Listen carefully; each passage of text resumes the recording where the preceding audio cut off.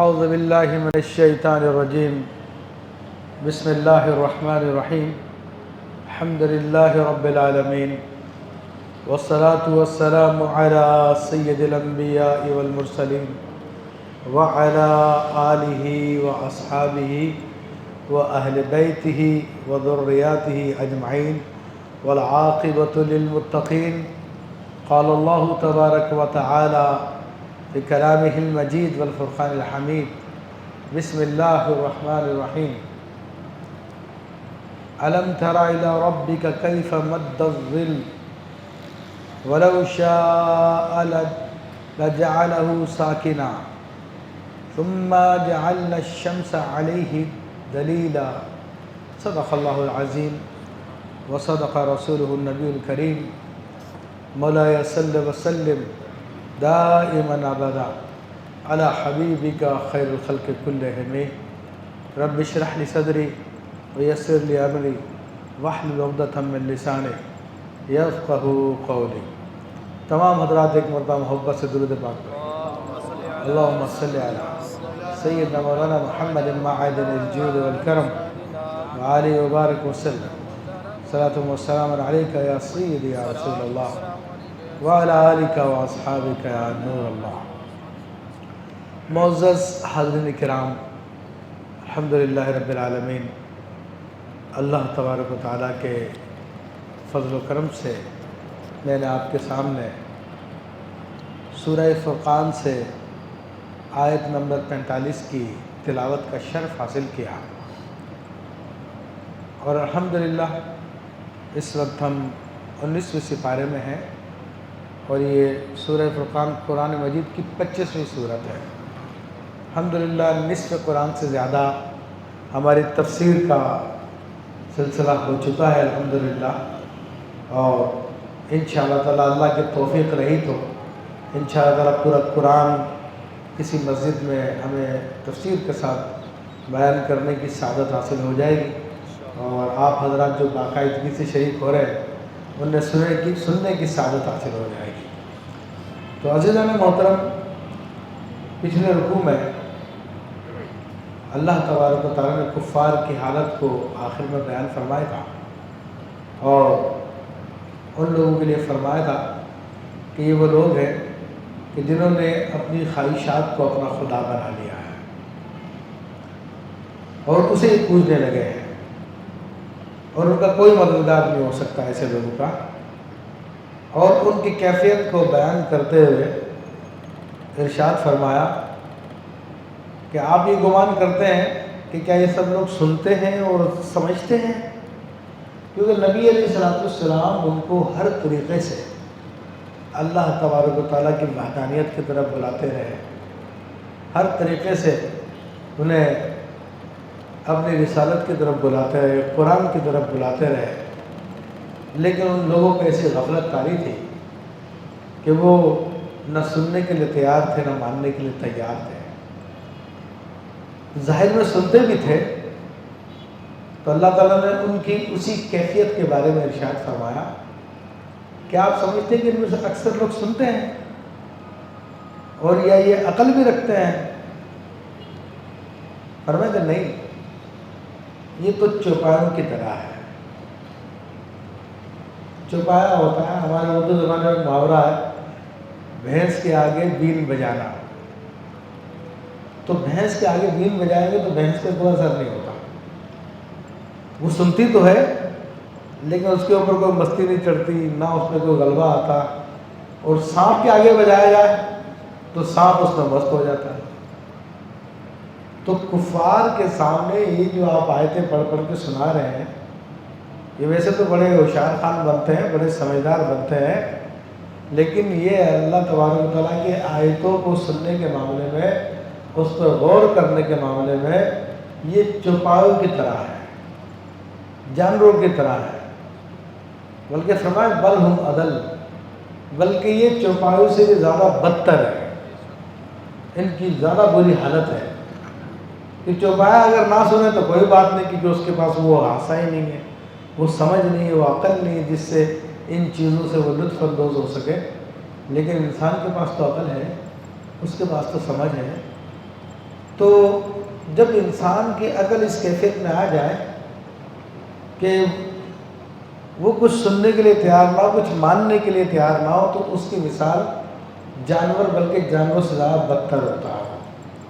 اور یہ صرف کافروں کے ساتھ خاص نہیں ہے، یہ مسلمانوں میں بھی ایسے غافل ہوتے ہیں کہ ان کو آپ سمجھاتے ہیں نماز پڑھ لو، نماز کی پابندی کر لو، گناہوں کو چھوڑ دو، یہ کر دو، وہ کر دو، آپ کی بات سنیں گے اور کہیں گے ہاں ہاں نہیں ٹھیک ہے، اچھی بات کہہ رہا، لیکن ان پہ کوئی اثر نہیں ہوگا۔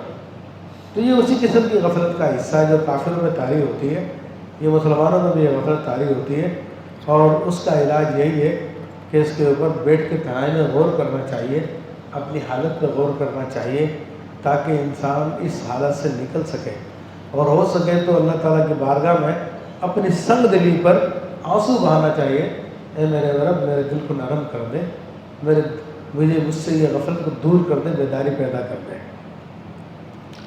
تو یہاں تک کافروں کی حالت بیان کی تھی۔ پھر اس کے بعد جو قرآن کا اسلوب ہے کہ اللہ تبارک و تعالیٰ دعوت دیتا ہے، دین کی طرف بلاتا ہے، مگر بصیرت کے ساتھ بلاتا ہے، سمجھ کے ساتھ بلاتا ہے، تو اس پہ وہ دلائل قائم کرتا ہے۔ تو اللہ تبارک و تعالیٰ اب اپنی ربوبیت کے، اپنی وحدانیت کے دلائل بیان فرما رہا ہے، اور قرآن مجید فرقان حمید کے جو دلائل ہیں وہ ایسے دلائل ہیں کہ ایک عام ان پڑھ آدمی وہ سنے تو اس کے لیے بھی وہ بہترین دلائل ہوتے ہیں، اور جو بہت زیادہ پڑھا لکھا ہوا، بہت زیادہ جس کو علم والا کہیں، تو اس کے لیے بھی وہ پورے کام کرتے ہیں وہ دلائل۔ تو ارشاد فرمایا کیا تو نے دیکھا الی ربک، اے محبوب صلی اللہ علیہ وسلم کیا تم نے اپنے رب کو نہ دیکھا؟ کیف مد الظل، کہ اس نے سایہ کیسے پھیلا دیا ہے۔ سایہ ایک عام حقیقت ہے جس کو ہر شخص جانتا ہے، خود اپنے سائے کو بھی دیکھتا رہتا ہے، دیگر اشیاء کے سائے کو بھی دیکھتا رہتا ہے۔ تو اب اللہ تبارک تعالیٰ اس سائے کو مثال کے طور پر بیان فرما رہا ہے۔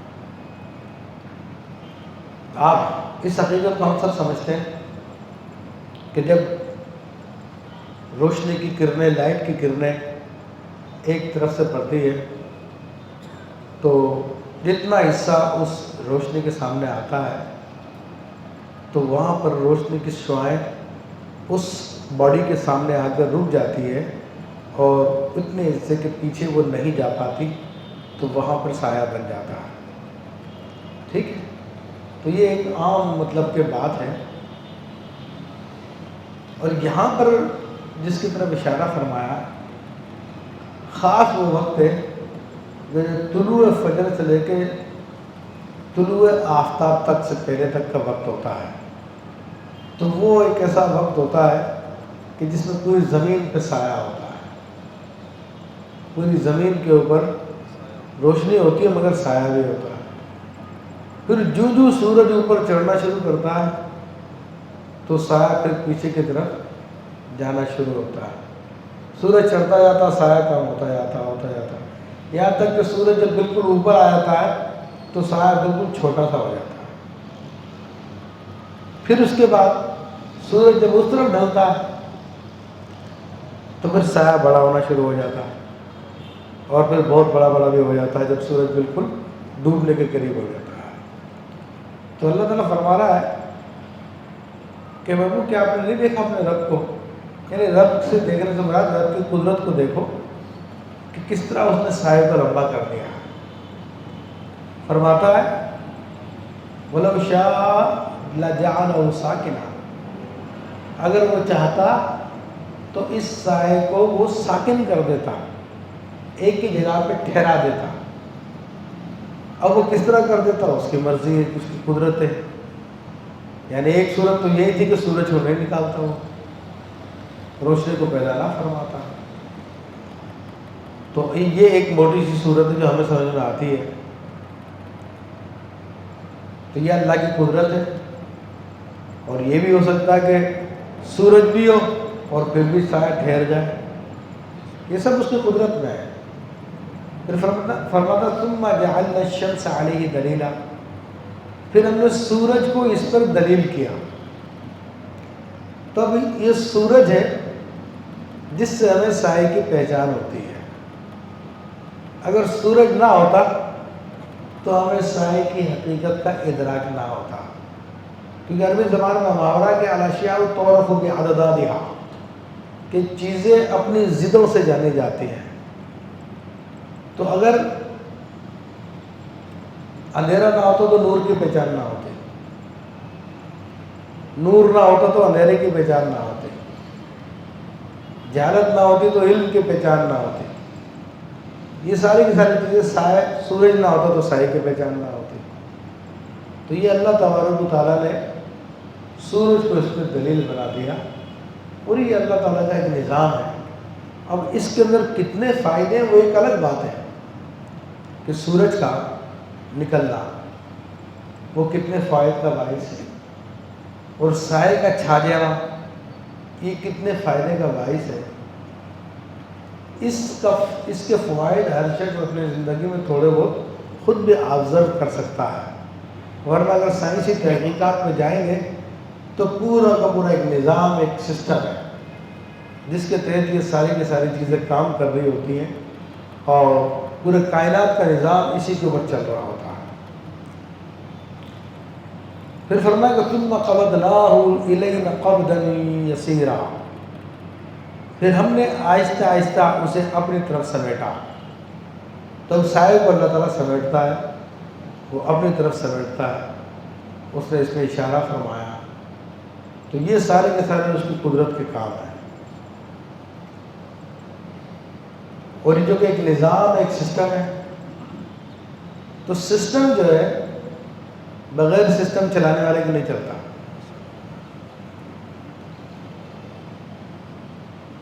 ایک چھوٹی سی مثال لے لیجیے. پتنگ اڑاتے ہیں لوگ، جب تک ڈور اڑانے والے کے ہاتھ میں رہتی تو پتنگ ہوا میں رہتی ہے، اڑتی ہے. لیکن جیسی ڈور اس کی کٹ جائے، اس کے ہاتھ سے چھوٹ جائے، تو پھر وہ جا کے گر جاتی ہے. تو ایک چھوٹی سی پتنگ ہے، اس کو جب تک کوئی چلانے والا نہ ہو تو وہ چلتی نہیں ہے، اڑتی نہیں ہے صحیح طریقے سے، گر جاتی ہے. تو یہ اتنا بڑا نظام، اتنا بڑا سسٹم، روزانہ سائے کا آنا، پھر آہستہ آہستہ کم ہونا، پھر بالکل تھوڑا سا رہ جانا، پھر اس کے بعد سائے کا پھر بڑھنا شروع ہو جانا، پھر بڑا لمبا ہو جانا. یہ کوئی سسٹم نظام ہے یا نہیں ہے؟ سسٹم ہے نا. تو سسٹم کسی کے چلانے والے کے بغیر چلتا نہیں ہے. اور اس سسٹم کو چلانے کے لیے کتنے بڑے بڑے کام کرنے پڑ رہے ہیں. یہ سورج کو چلانا پڑ رہا ہے، اور سورج کتنی بڑی مخلوق ہے کہ زمین کے مقابلے میں 15 کروڑ گنا بڑا سیارہ ہے، اور زمین اس کے سامنے ایک چھوٹا سا نقطہ ہے. تو اس نقطے کے گرد یہ زمین، سورج چلتا ہے. اس کو چلانا، اس کو پھر نکالنا، یہ سارا کا سارا ایک نظام ہے. اور صرف یہی نہیں ہے، اس کائنات کے اندر اس کی قدرت کے بے شمار ستارے، سیارے بکھرے ہیں. ان کو آپس میں کسی میں ٹکرنے بھی نہیں دیتا، آپس میں ان کا ٹکراؤ بھی نہیں ہوتا. یہ سارا کا سارا نظام ہے نا. ورنہ کٹی پتنگ کی طرح اگر بغیر سسٹم کے ہو تو گر جائے گا کہیں بھی سارا نظام. تو یہاں پہ اللہ تعالیٰ نے اپنی ربوبیت کی دلیل دے دی، اپنی وحدانیت کی دلیل دے دی.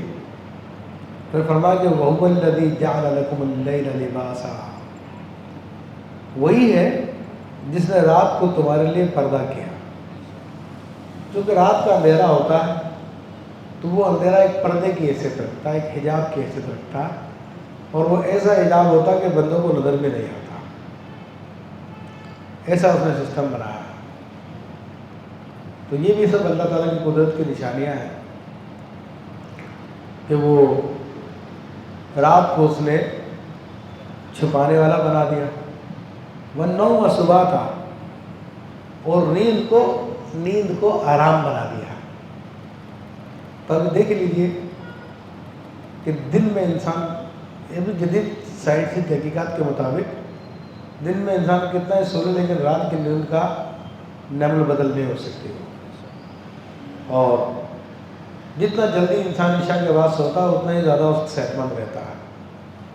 پھر جب سونے کا ٹائم آتا ہے انسان کے عادت ڈھیلے پڑ جاتے ہیں اور انسان سو جاتا ہے، اور جب اٹھتا ہے تو فریش ہوتا ہے، بالکل جسم کی تھکن دور ہو چکی ہوتی ہے، پھر کام کاج کرنے کے قابل ہو جاتا ہے۔ فرمایا کہ وَجَعَلْنَا النَّهَارَ نُشُورًا، اور دن کو ہم نے اٹھنے کے لیے بنایا۔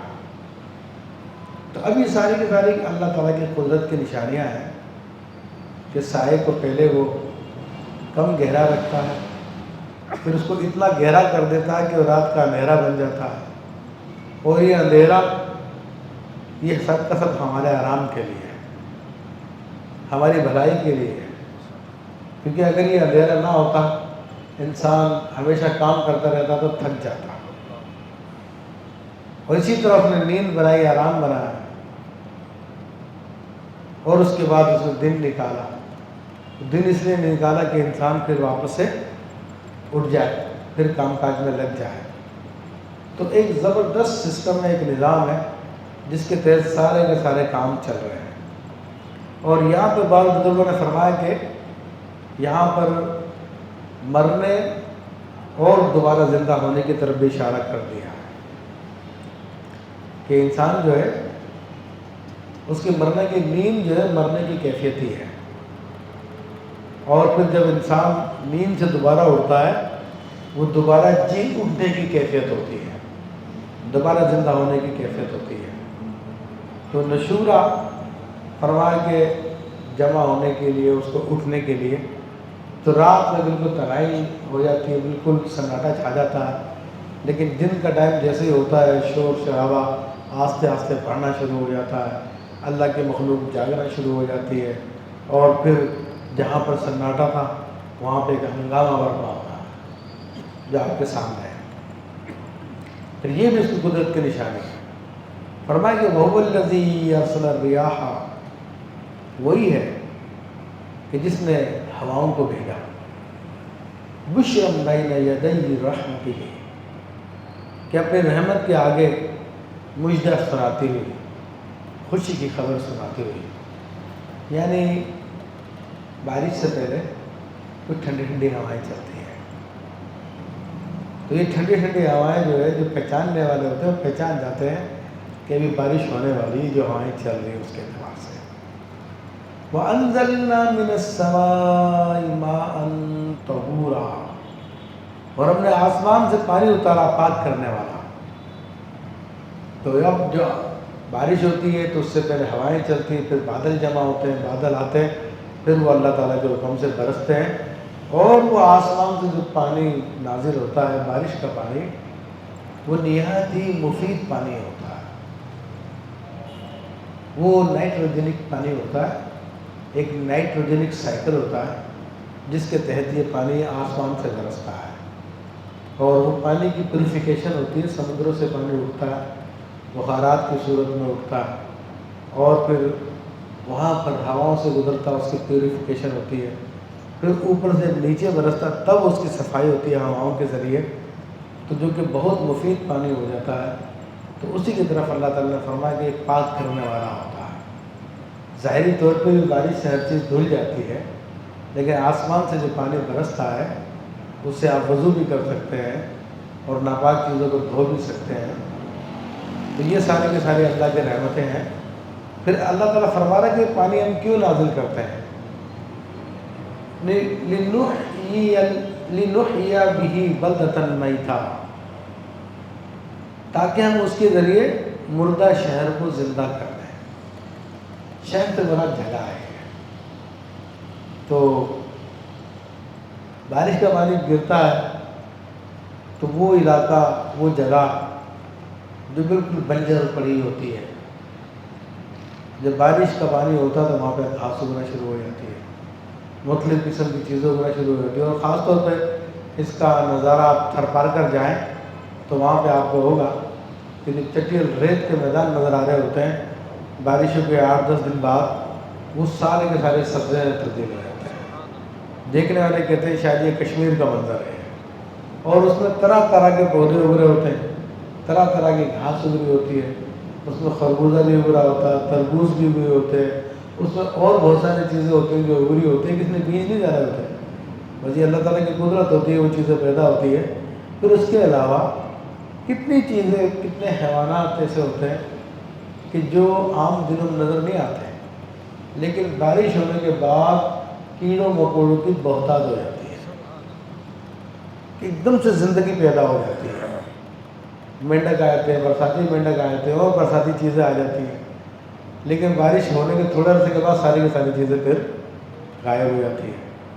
تو یہ بارش کا پانی ہوتا ہے، یہ زندگی کا باعث ہے۔ ویسے بھی پانی زندگی کا باعث ہے۔ انسان کی باڈی میں 90% پانی ہوتا ہے، 90% پانی۔ اور جو کاغذ جو ہم دیکھ رہے ہوتے ہیں بالکل خشک، یہ کاغذ بھی کاغذ اس صورت میں ہوتا ہے کہ اس کے اندر پانی کی آمیزش ہوتی ہے۔ 5% یا 10% اس میں پانی ہوتا تو یہ کاغذ قائم ہے، ورنہ یہ چورا چورا ہو کے ڈھڑ جائے گا بالکل۔ تو یہ پانی ایسی چیز ہوتی ہے جس میں ہماری زندگی بھی قائم ہے۔ اور وہ زمین کا خشکی کا ریشو دیکھیں اور پانی کا ریشو دیکھیں تو زمین کا ایک حصہ خشکی اور باقی 3 حصے پانی ہے۔ تو یہ زمین بھی اسی پانی کی وجہ سے زندہ ہے۔ تو اللہ تعالیٰ فرماتا ہے کہ ہم اس کے ذریعے، تاکہ ہم اس کے ذریعے مردہ شہر کو زندہ کر دیں۔ وَنُسْقِيهِ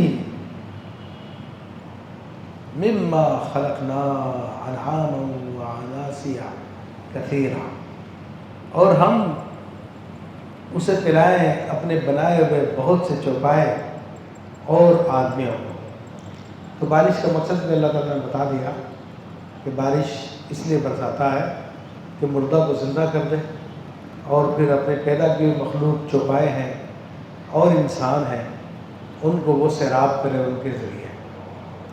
اور فرمائے کہ برکت، اچھا یہ بارش جو ہوتی ہے یہ ایسے کوئی اتفاقی نہیں ہوتی ہے، یہ اللہ کا ایک نظام ہے پورا کا پورا۔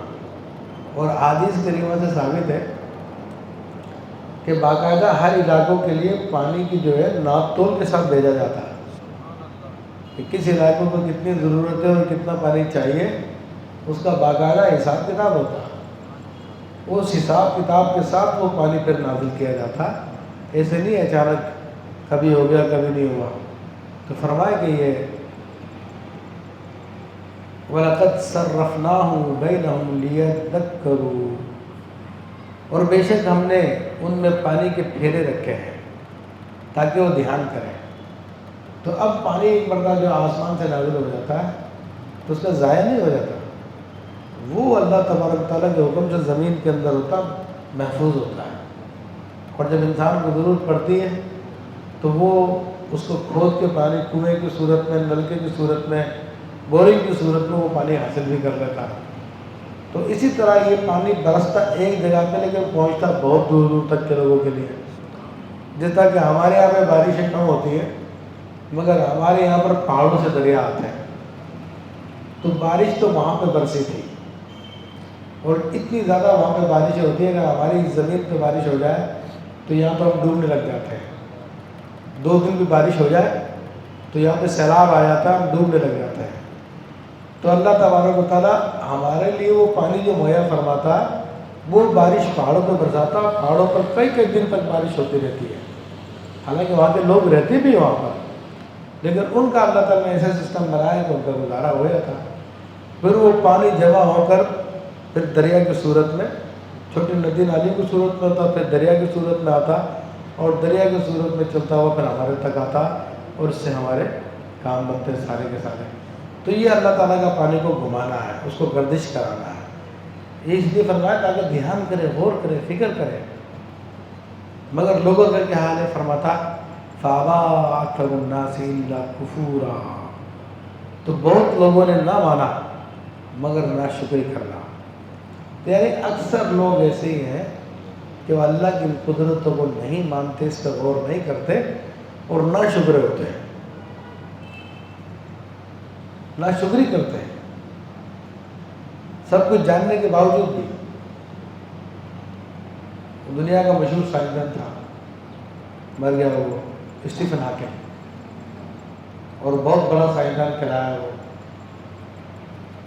جس کو دنیا بڑا عقل مند سمجھتی ہے، انگلینڈ کا تھا، 2-4 سال پہلے ہی مرا۔ وہ کیا کہتا کہ میں نے تو بہت کچھ دیکھا، بہت تحقیق کی، مگر خدا کہیں میرے نظر نہیں آیا، معاذ اللہ ثم معاذ اللہ۔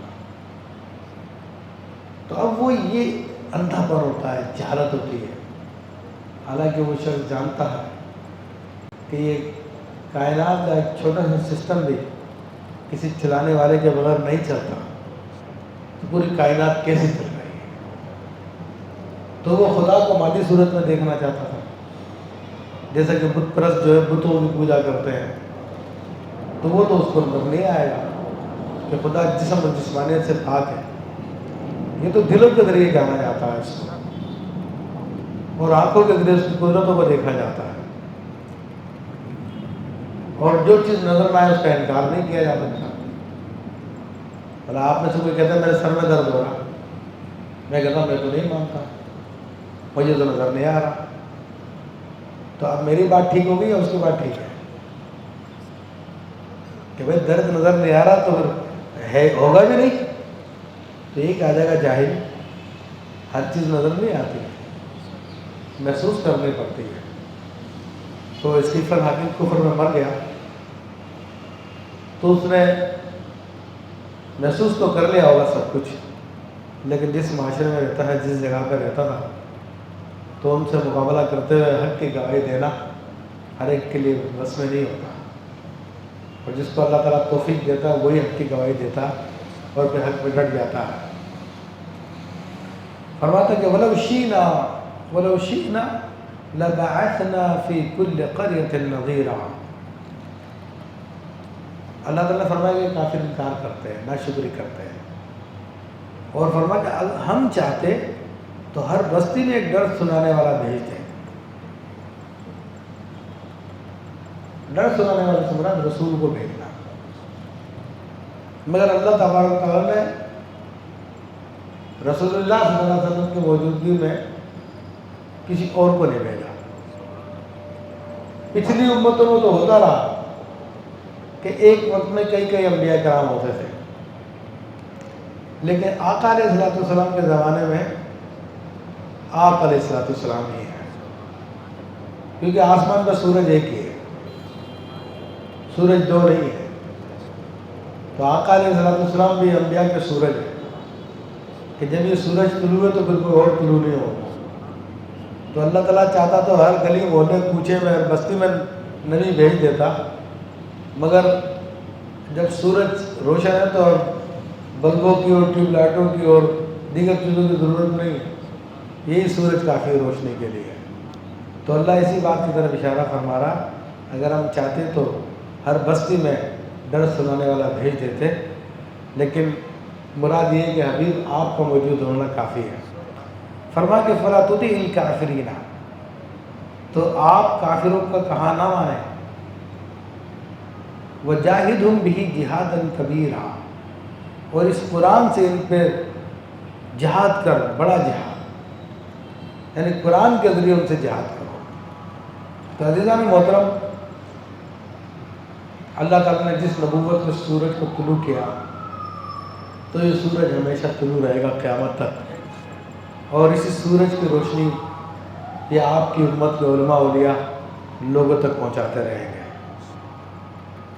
کفار یہی چاہیں گے کہ مسلمان اس دین کو چھوڑ دیں اور پوری کوشش کریں گے، تو اب ہم سے کہا جا رہا ہے کہ تو ان کافروں کی پیروی نہ کر۔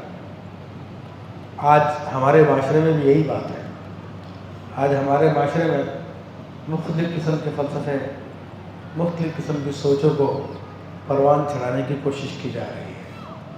کہیں عورتوں کی آزادی کے نام پر دین بیزاری کا مظاہرہ کیا جا رہا ہے، کہیں لبرلزم کے نام پر دین کی مخالفت کی جا رہی ہے، کہیں انسانی حقوق کے نام پر اسلامی قوانین کی خلاف ورزی کی جا رہی ہے، کہیں انسانی آزادی کے نام پر LGBT کو پروان چڑھایا جا رہا ہے۔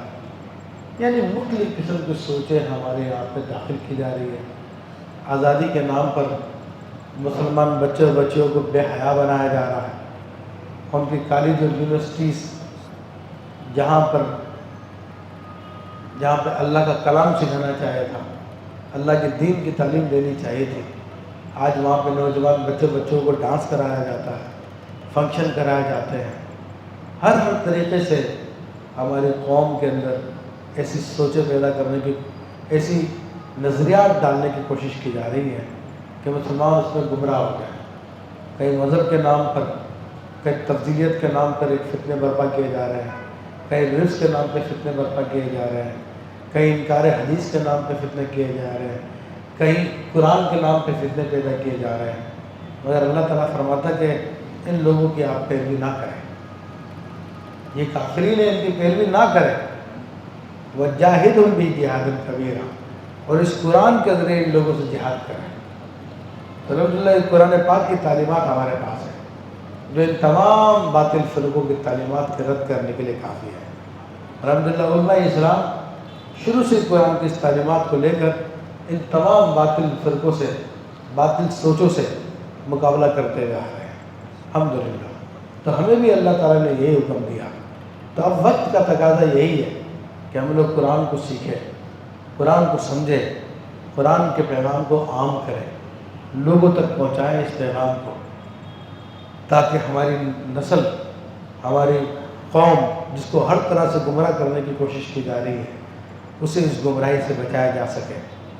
اور اس کے بغیر کوئی چارہ کار بھی نہیں ہے، قرآن کے بغیر آپ ان کا مقابلہ بھی نہیں کر سکتے۔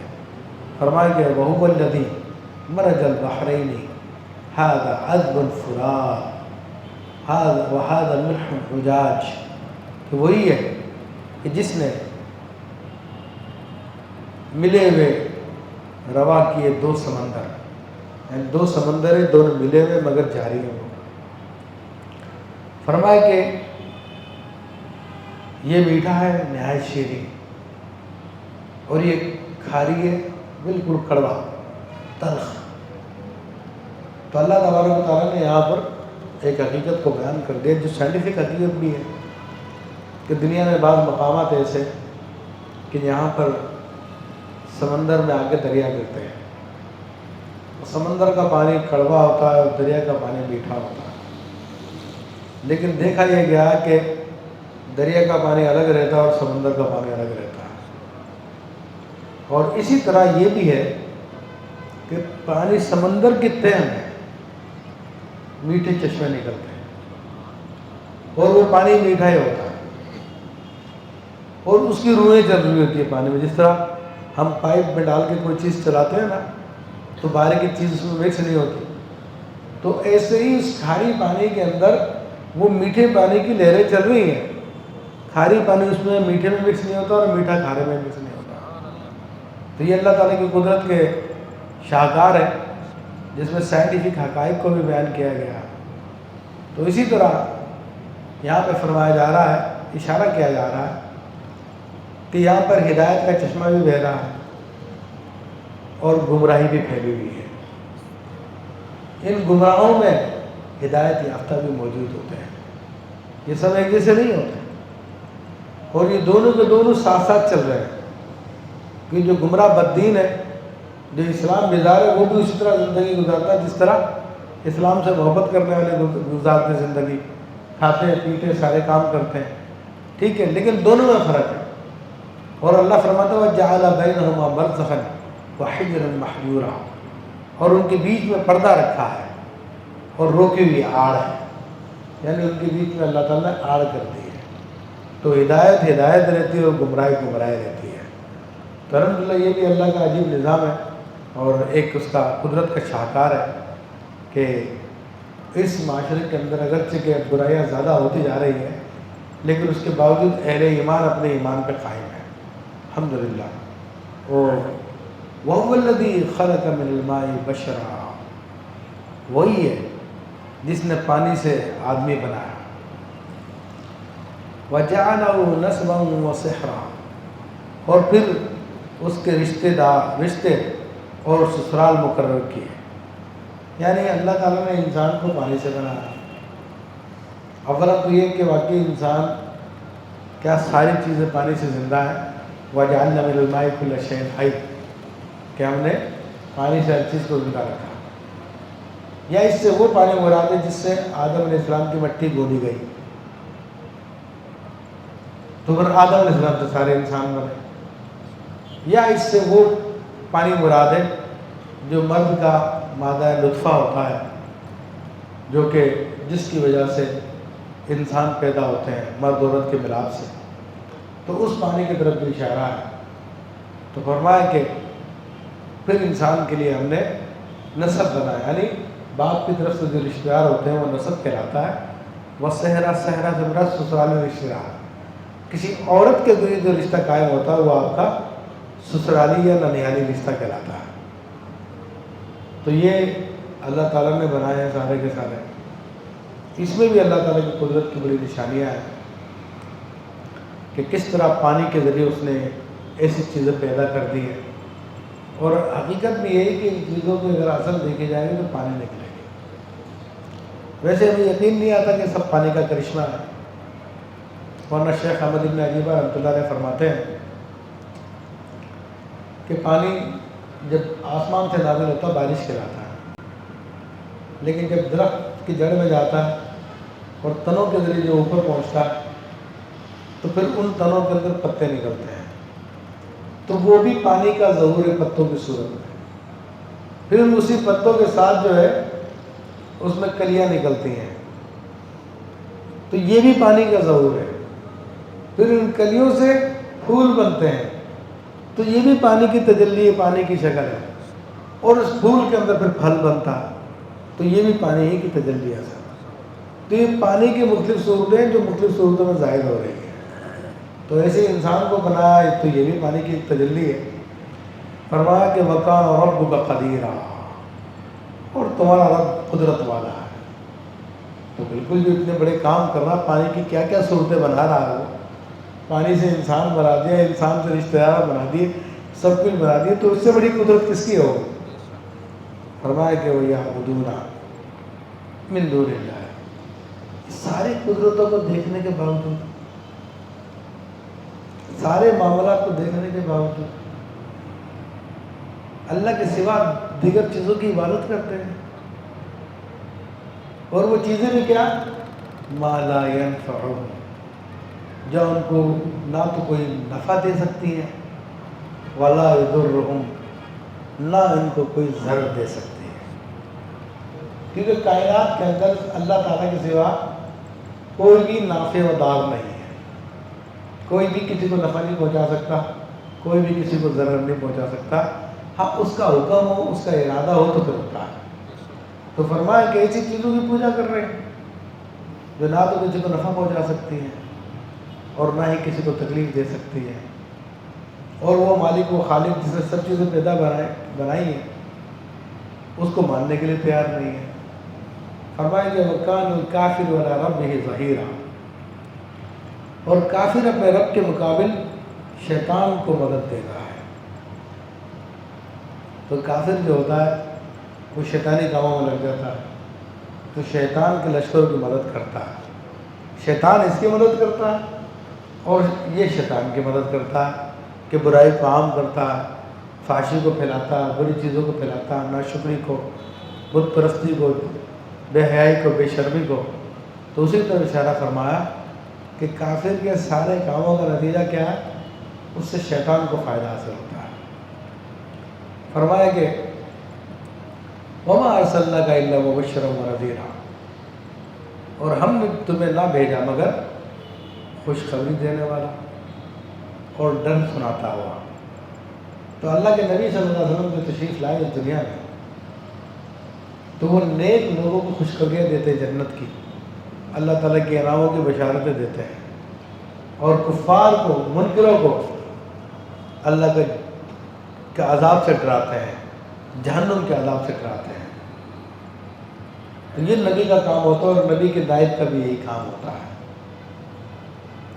قُلْ لَا أَسْأَلُكُمْ عَلَيْهِ مِنْ أَجْرٍ، اے حبیب صلی اللہ علیہ وسلم تم فرما دو کہ میں اس پر تم سے کچھ اجرت نہیں مانگتا.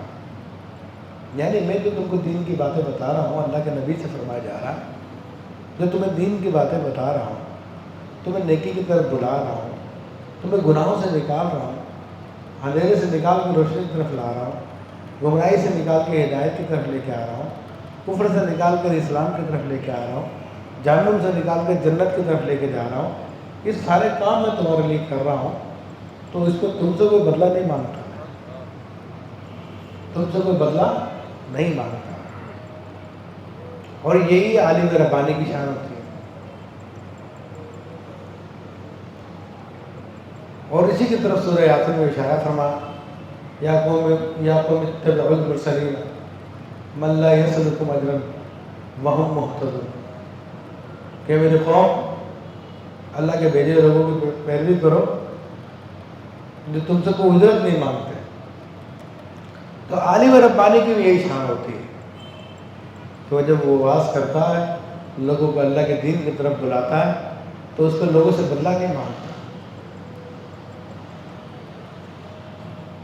تو فرمایا کہ آپ فرما دیجیے میں تم سے اس کام کا بدلہ نہیں مانگتا، الا من شاء ان یتخذ الی ربہ سبیلا، میں تو یہ چاہتا ہوں کہ جو چاہے اپنے رب کا راستہ اختیار کر لے، اپنے رب کی طرف آ جائے۔ ہمارے اس سارے کام کا مقصد یہی ہے کہ اپنے رب کے راستے کی طرف آ جائے۔ وتوکل علی الحی الذی لا یموت، اور بڑا اچھا اشارہ کر دیا گیا ہے اس میں، علماء کے لیے خاص طور پر اشارہ کر دیا گیا ہے، اور بھروسہ کرو اس زندہ پر، لا یموت، جو کبھی نہیں مرے گا۔ کہ مومنو، اے علماء، اے دین دارو، تم اللہ کے دین کی تبلیغ کرتے رہو، اللہ کے دین کا پیغام پہنچاتے رہو، مگر لوگوں سے اس پر بدلہ مت مانگو، اس حی قیوم پر توکل کر لو، اسی پہ بھروسہ کر لو، تو وہ زندہ ہے، قائم کرنے والا ہے، وہ تمہیں بھی زندہ رکھے گا اور تمہیں بھی قائم رکھے گا۔ اور انسان کے دل میں خوف آتا ہے نا کہ لوگوں سے نہیں مانگوں تو پھر کیسے ملے گا مجھے، تو لوگوں سے نہیں، رب سے ملے گا۔ وسبح بحمدہ، اور اسے سراہتے ہوئے اس کی پاکیزگی بولو، یعنی اس کی حمد کرتے ہوئے اس کی تسبیح بیان کرو۔ وَكَفَى بِهِ بِذُنُوبِ عِبَادِهِ خَبِيرًا، اور وہی کافی اپنے بندوں کے گناہوں پر خبردار، یعنی اس میں اشارہ کر دیا کہ بندوں کے گناہوں کو وہ جانتا ہے اور سب کی خبر رکھتا ہے، اور جو بندوں کی نافرمانیاں ہیں ان کو معاف کرنے کے لیے وہی کافی ہے، یا ان کی پکڑ کرنے کے لیے تمہارا رب ہی کافی ہے۔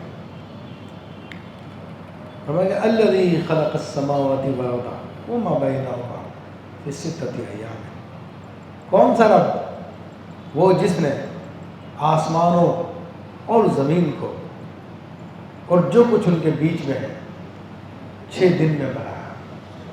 تو قرآن کی آیتیں مختلف مقامات اس کا بیان آیا کہ اللہ تبارک تعالیٰ نے آسمانوں کو، زمینوں کو اور جو کچھ اس کے بیچ میں 6 دنوں میں بنایا۔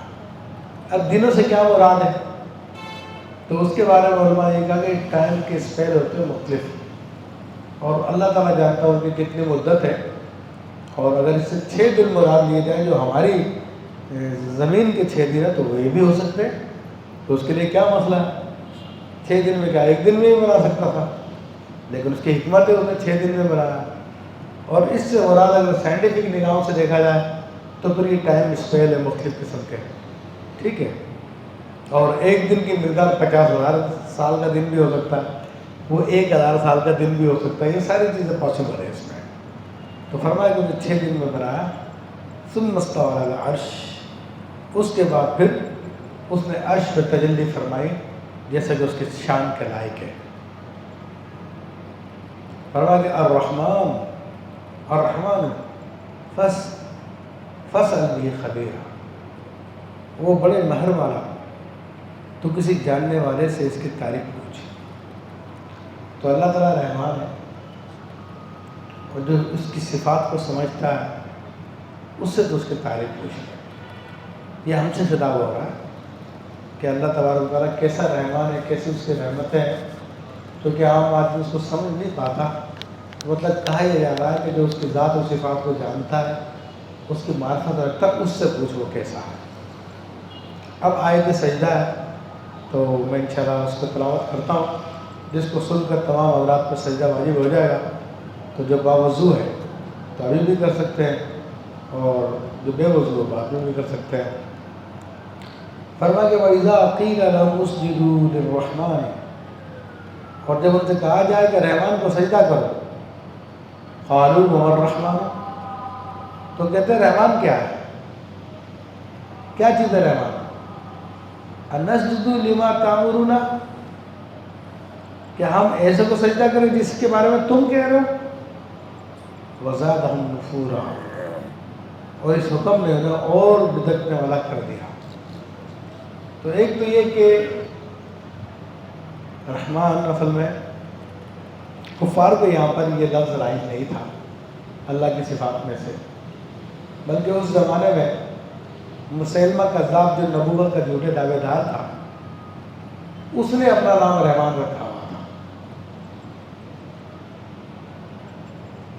تو وہ جب رحمان کا لفظ نام لیا جاتا تو کہتے الہ الیمامہ، وہ یمامہ کا خدا، وہ مراد ہے تمہاری۔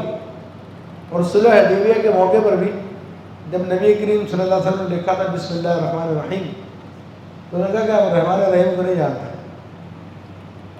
اس کو چینج کرو۔ تو پھر کہا بسمک اللہم، تو پھر یہ معاہدہ یوں لکھا گیا تھا کہ اللہ تیرے نام سے۔ تو اب یہاں بھی دوسری طرف اشارہ ہے کہ جب ان سے کہا جاتا ہے کہ رحمان کو سجدہ کرو، تو رحمان کیا ہے؟ تو نہیں جانتے رحمان، کیا تم جس کو کہہ رہا ہو اس کو سجدہ کر لیں؟ تو اس سے ان کی نفرت اور بڑھ گئی۔ تو جب انسان اللہ کے نبی کو چھوڑ دے تو بھٹک جاتا ہے۔ اللہ کیا ہے، اللہ کی صفات کیا ہے، تو وہ اللہ کا نبی آپ کو بتاتا ہے، اس کو اپنی عقل سے نہیں جانا جا سکتا۔ تو یہاں بھی کفار کی اسی کیفیت کو بیان کیا جا رہا ہے کہ انہوں نے اپنے من میں جو خدا کا ایک تصور بنایا تھا یہ اس کے اوپر چل رہے تھے، اور جو اللہ کے نبی صلی اللہ علیہ وسلم ان کو اللہ کے بارے میں بتا رہے تو اس کو ماننے کے لیے تیار نہیں تھے۔ حالانکہ اللہ تعالیٰ کی صفت رحمانیت وہ صفت ہے جس کی وجہ سے یہ کائنات پوری پوری قائم ہے۔ تو میرا نام اللہ تعالیٰ سے دعا کرتے ہیں کہ اللہ تبارک و تعالیٰ ہمیں قرآن مجید کو سمجھنے کی توفیق عطا فرمائے، اس پر عمل کرنے کی توفیق عطا فرمائے، آمین بجاہ النبی آمین۔ جن حضرات کا وضو ہے وہ سجدہ کر لیں۔